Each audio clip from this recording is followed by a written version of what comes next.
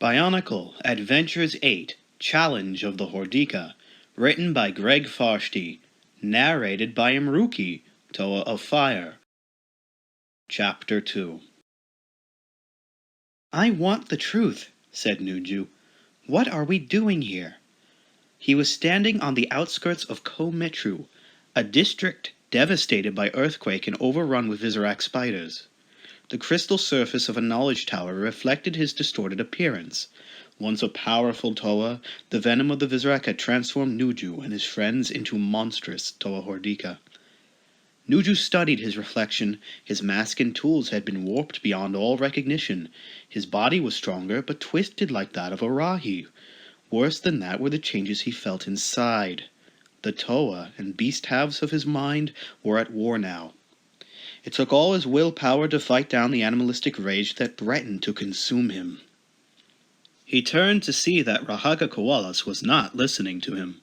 The small, bizarre figure's eyes were trained on the sky. Nuju followed his gaze and saw nothing but the occasional ice bat swooping across the sky. Beautiful, aren't they? Koalas whispered. Perfectly aerodynamic. Completely efficient distribution of mass, and their flight speed. Did you know that an ice bat can outrace a stampeding Kikanalo herd? No, Nuju replied coldly. I did not. The Toa Hordika wished he could just walk away and leave this strange little being to his obvious obsession with flying creatures. But circumstances dictated that he could not. There was a mission to perform, and he needed Koalas' help to complete it. We are wasting time, growled Nuju. We have a city of sleeping Matoran to save. We came here to salvage parts needed to build transport, not to admire birds. Rodents, said Koalas. Ice bats are rodents. Surprised a scholar like you wouldn't know that. What were you looking at all those years in the observatory? The Rahaga pointed towards a lone bat flying shakily towards the ground. Its wing had been damaged in a collision with a knowledge tower. Unable to control its flight, it was heading straight for a Visorak web. Stay here, Koalas said, already leaping over rubble to follow the ice bat.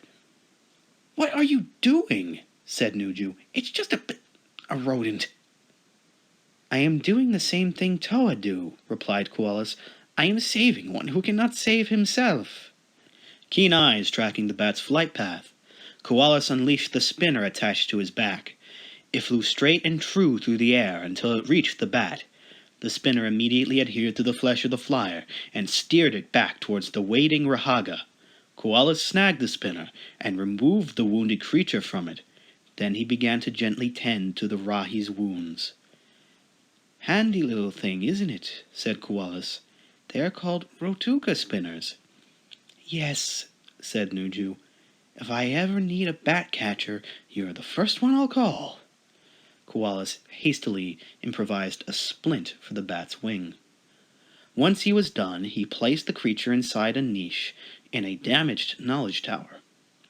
When the ice bat tried to leave the shelter, the Rahaga began talking to the Rahi in clicks and whistles, all the while making sharp gestures with his hands.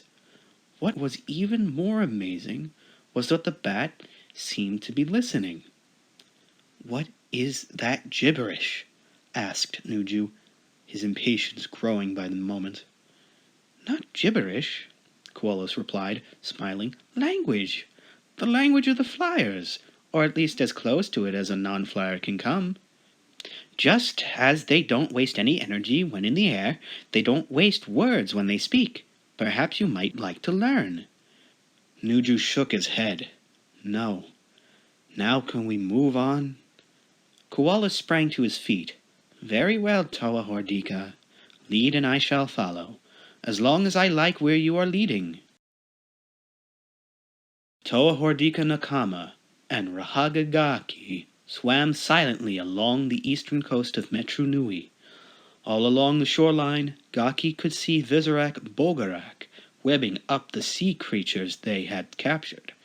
Some of the unfortunate captives would be mutated by venom, the rest simply condemned to endless sleep. Nokama had taken no notice. She was at one with the ocean, moving through the water with strong, smooth strokes. It seemed that she could sense every movement in the water, from small currents and eddies to the passage of even the tiniest fish. Sensing the approach of swells, she let her body go limp and rode with them. She had never known such complete peace, certainly not since she had become a Toa Metru. It seems strange that such a monstrous mutation as becoming a Hordika could bring such a feeling.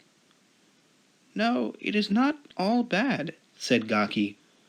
"Allowing the animal to guide you can be so tempting. You might never wish to turn back." "Would that be so terrible?" asked Nokama. "I can still serve my city. I can still protect the Matoran, even like this." "But can you protect your friends? Can you protect yourself?" asked Gaki. "It takes a being of great willpower not to succumb to the lure of the Hordika. Yes, you may discover new powers and new ways of being, but you may also revert to a primal state and bring destruction to everything you hold dear." Nokama wished the Rahaga would just shut up. She was not going to destroy anything. The very thought was absurd. Instead, she was going to use her new abilities to be an even better protector of Metronui than before. Gaki was just jealous, she decided. Even in this form, Nokama was lithe and strong. Of course Gaki envied her that. "I shall let her remain by my side," thought Nokama, "but I shall keep an eye on this one. I do not know that I trust her."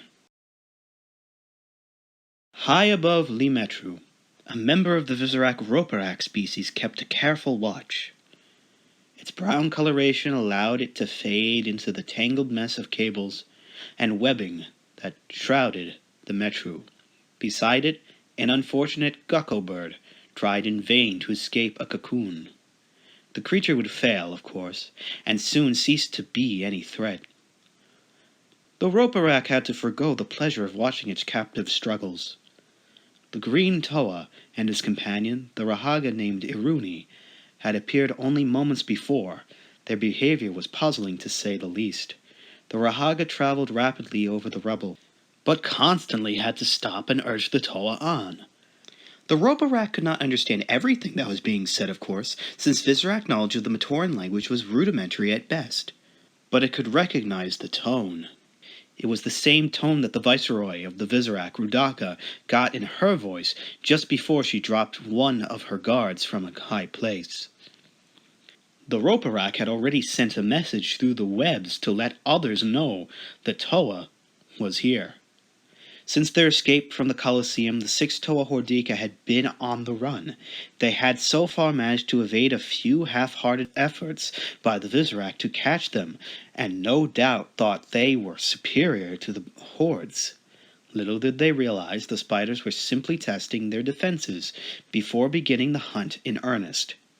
Nearby, the gecko bird had finally exhausted itself and given up. In a short while, it would be locked in sleep, with no more worries, cares, dreams, or desires. Its system would slow to such a point that nutrition would no longer be required. There would no longer be any need to seek food or fly over the city or build a nest in the cables. The Roparak wondered what such complete isolation from the world would be like. The idea of having no Hordika to answer to was strangely appealing. The Visorak caught itself just in time. True, Hordika couldn't read its thoughts, hopefully, but the dark one she served, that one knew all. It was best to concentrate on the hunt, and not risk thinking thoughts that could lead to an early end to existence.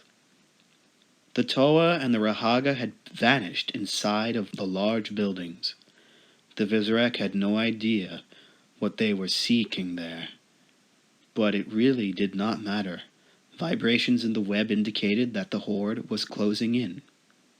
The first Toa to fall would serve as bait for the rest. The heroes would walk right into the center of a web, and never walk out again. "This was your idea," said Iruni. "Now you are having second thoughts." "Third and fourth," replied Matau. Thank you for spot noticing. The Toa cleared away some rubble that blocked their path. The Rahaga was right. It had been Matau's suggestion that the Toa use airships to transport the Matoran out safely, but the Visorak had wrecked all the existing vessels in Limetru, which meant building more. The Toa had split up to find the necessary materials and anything of importance they might need to bring on the journey. Odds were that when, Matau corrected, the Matoran were rescued, there would be precious little time to load the ships and go. They had come to this airship hangar in search of undamaged protodermis membranes that could be used for new vessels. "What would you rather be doing?" asked Iruni. "Finding the Rahi you spoke of," said Matau. "Kitangu, the one that can cure me of this?" Iruni snorted. "I suppose you still believe that Martinui comes through the chutes on naming day, bringing gifts to good Matoran too." "Kitangu is a myth, Matau. Some of the other Rahaga believe him, but I don't. A Rahi as big as that existing for so long without being found, please." "Oh," said Matau, "then there's no hope? We will remain Hordika forever?" Iruni ran, leapt, grabbed an overhanging pipe, and did some lightning-fast gymnastics. Then he let go, somersaulting 3 times in midair before landing on his feet. "It's not so bad. You'll get used to it." Matau looked at the Rahaga in surprise. "You mean you—" Iruni crouched atop a pile of rubble and smiled. "Do you think I always looked like this? Did you think my name was always Rahaga Iruni? Not so." The Rahaga jumped to the ground, rolled, and sprang up again in front of Matau. "Toa Iruni it was once, long ago, but you never forget, brother. Trust me, you never forget." End of Chapter 2.